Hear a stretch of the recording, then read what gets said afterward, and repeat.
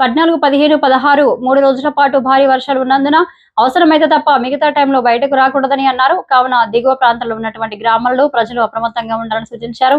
గొర్రెలు, మేకలు, పశువులు కాపర్లు వాగులు, వంకల వైపు వెళ్లకుండా తగు జాగ్రత్తలు తీసుకొని ఉండాలని సూచించారు జిల్లా కలెక్టర్. మెదక్ జిల్లా ప్రజలకు అందరికీ కూడా నమస్కారం.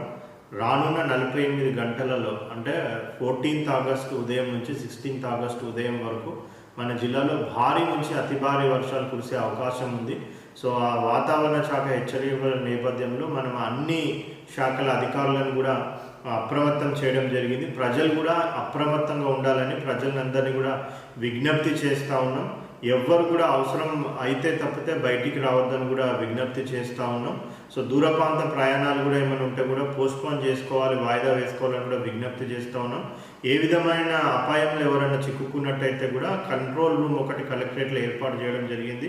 9391942254 ఈ నంబర్కి కాల్ చేసినట్టయితే ఏ విధమైన అసౌకర్యమైన అపాధమైన కలిగినట్టయితే కూడా కంట్రోల్ రూమ్లో ఉన్న వాళ్ళు రెస్పాండ్ అయ్యేసి మీకు తక్షణ సాయం అందజేయడానికి కూడా వాళ్ళు పాటుకోవడం జరుగుతుంది.